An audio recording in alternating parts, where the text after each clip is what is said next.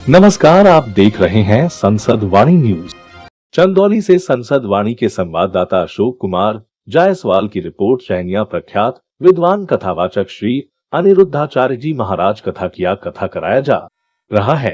स्थानीय विकास क्षेत्र के कांवर स्थित सिद्धपीठ मेडौरी देवी मंदिर परिसर में श्री लक्ष्मी नारायण महायज्ञ में नवकुंडीय यज्ञ मंडप के लोगों ने फेरे लिए। कोई 5 बार तो कोई 1 बार तो कोई 51 फेरे लेकर पुण्य अर्जित किया। चारों तरफ भक्तिमय का माहौल था, जयकारे से पूरा गूंज रहा था। एक तरफ महायज्ञ लोग यज्ञ कुंड के फेरे ले रहे थे तो दूसरी तरफ प्रसाद स्वरूप लंगर का आयोजन चल रहा था। प्रवचन स्थल पर प्रख्यात कथावाचक एवं विद्वान संत अनिरुद्धाचार्य महाराज ने कथा सुनाते हुए कहा कि जैसा करोगे वैसा ही भरोगे, पाप पुण्य में बड़ा अंतर है। तो बच्चे बिगड़कर दुर्योधन बन जाएंगे। सही वक्त पर सही निर्णय लेना सीखो। यदि लेट निर्णय लिया तब तक तो महाभारत हो जाएगा। हाँ या ना? गांधारी माने पट्टी तो उतारी, पर दुर्योधन को बचाने के लिए, काश द्रौपदी को बचाने के लिए उतारा होता तो परिणाम कुछ और होता। मां लेट हो गई थोड़ा। आप लोग तो लेट नहीं चल रही हो मेरी मां। आप लोग भी अपने बच्चों के मोह में ऐसे अंधे ना हो जाना जैसे अंधे धृतराष्ट्र थे और जैसी अंधी गांधारी थी। अपने बच्चों के मोह में इतने अंधे मत हो जाना, वरना परिणाम भोगना पड़ेगा।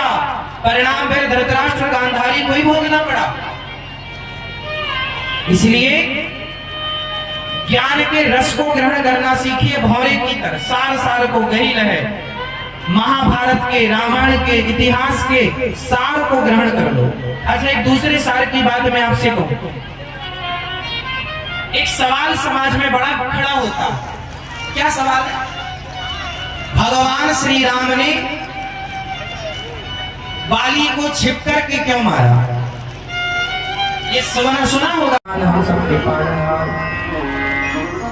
10वां गुरु बनाया दत्तात्रेय जी ने समुद्र को। अच्छा बताओ, समुद्र से क्या सीखा आप लोगों ने? भैया, समुद्र से क्या सीखा? समुद्र से क्या सीखा आप लोगों ने? समुद्र कैसा होता है? गंभीर होता है। समुद्र के पास सारा धन धान्य है। समुद्र मंथन से ही सब कुछ निकला था। उनके अंदर सहनशीलता इतनी है कि कोई जवाब नहीं। आप भी सहनशील बनो। किसकी तरह? समुद्र की तरह गंभीर बनो। बात क्षुद्र नदी जल भरी आती है, पर समुद्र में जल्दी बाढ़ नहीं आती। जल्दी से गुस्सा ना किया करो, जल्दी से स्वभाव ना बिगाड़ा करो, गंभीर हो समुद्र की तरह। भौरा को गुरु बनाया दत्तात्रेय जी ने 11वां। भौरा से क्या सीखा आपने? भंवरे ने खिलाया फूल, फूल को ले गया। वही वाला भौरा है ना मेरी माँ? भौरा जाकर के पुष्प के ऊपर बैठो।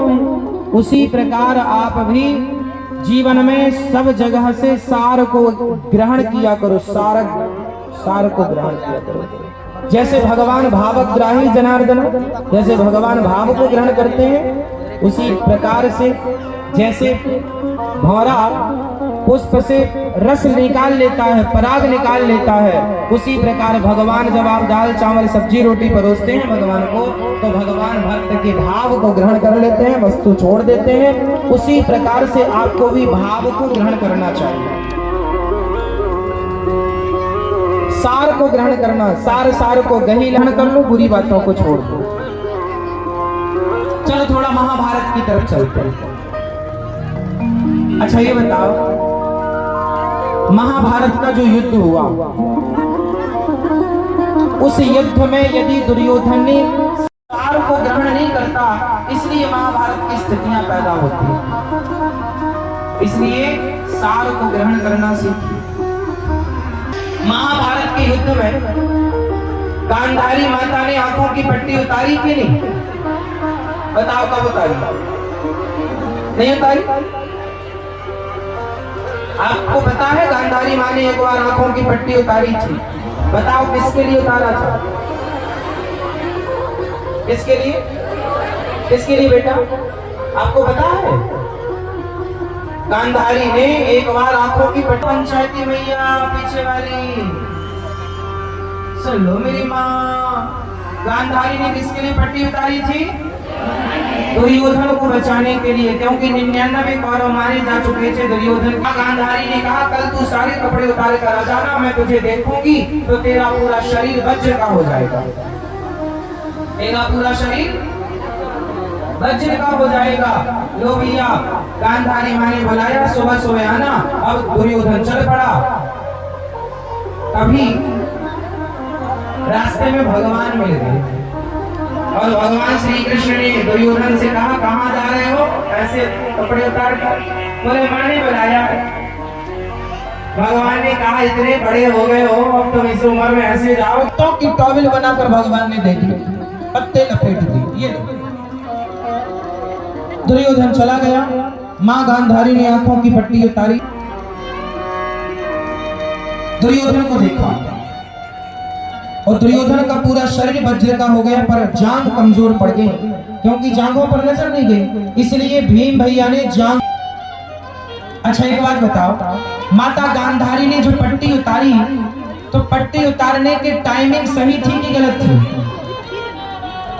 बोलो मेरी माँ, सही समय पर उतारा कि गलत समय पर? गलत समय। तो सही समय क्या था पट्टी उतारने का? हाँ, काश माता गांधारी ने द्रौपदी की लाज बचाने